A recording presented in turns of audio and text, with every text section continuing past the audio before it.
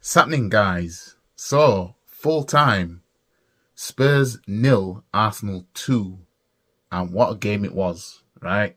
I was confident that Arsenal was going to do something because I've seen how Spurs have been this season. I thought to myself, nah, we've got to go there and get the win, right? And we did just that. Pulled 8 points clear of Manchester City, right? But don't let this win fool you into thinking that we don't need reinforcements this window, because what we saw in the second half was the players started getting tired, right? You got players that were, when Spurs got the ball and was trying to break, obviously Spurs made more subs than we did. Players were easily pulling away from our players. The worry I have is the fact that our best 11 is what we keep starting with, are playing pretty much 90 minutes every single game. And that's what's going to happen because there's no strong backup. And this is what happens when you have a light squad. Now, we brought Kieran Tierney on, we brought Smith Rowe on, and we brought on Vieira. I think those are the only subs we made. I don't think there was any more. Right? Against Newcastle, we only brought on Tomiyasu.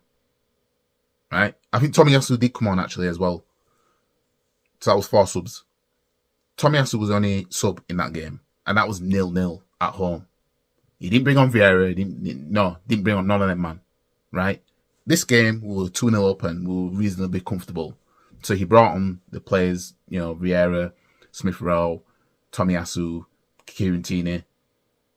It's when the FA Cup and Europa League comes back round, that's when we will know for sure are Arsenal going to actually push on and win this league title. You know what I mean? Because it's the strength in depth that you need.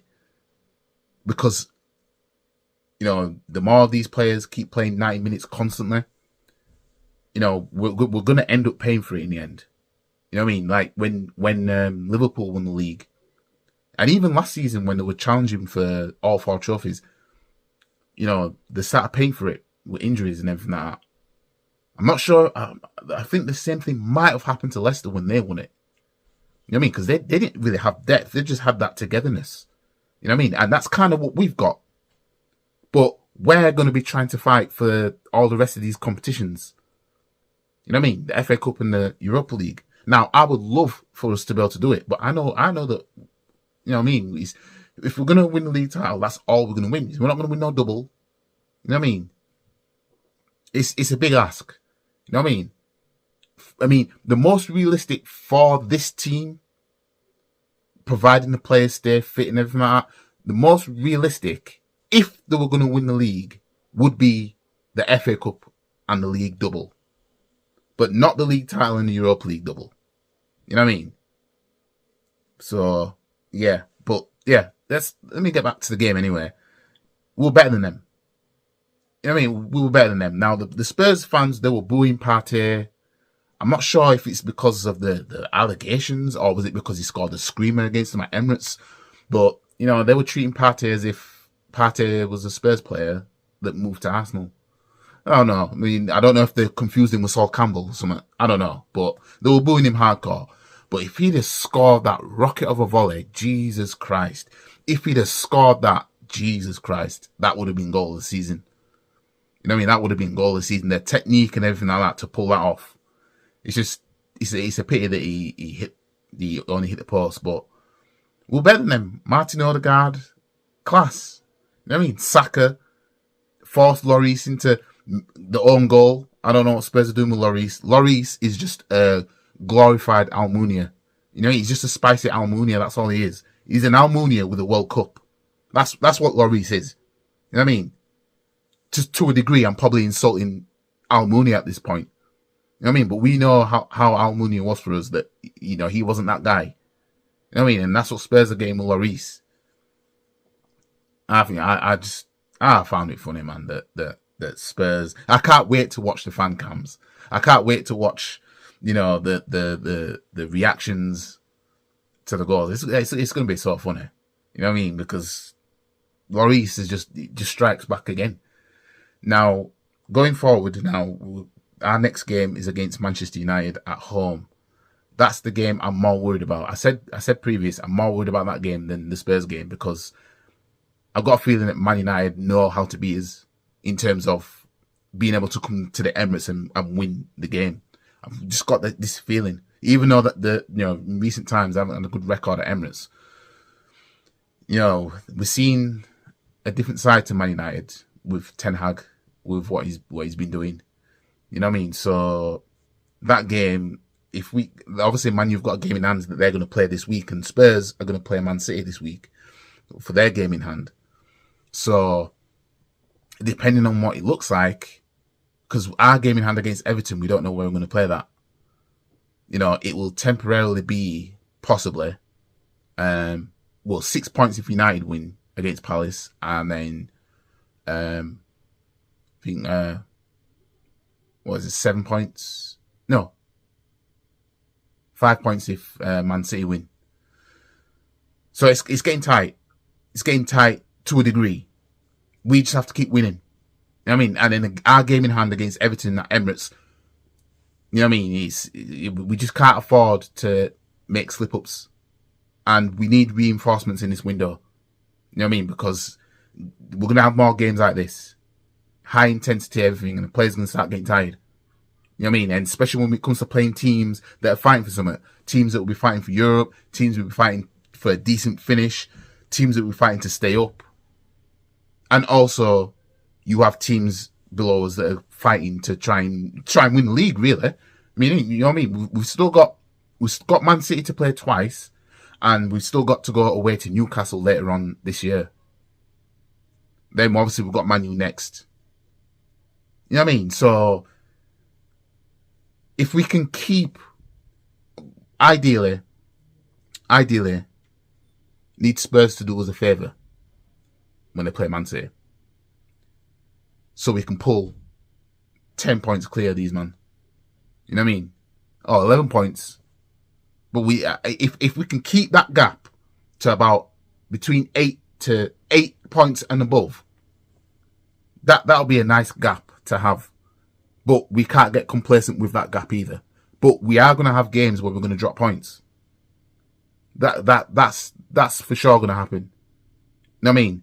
Like I said, with the Newcastle game, when we drew that game, it was a timing. That's the thing. We know that games like that are going to happen, but it was a timing. If we're 12 points clear, a 0-0, 1-1, 2-2 draw, depending on how the draw pans out, won't be the end of the world.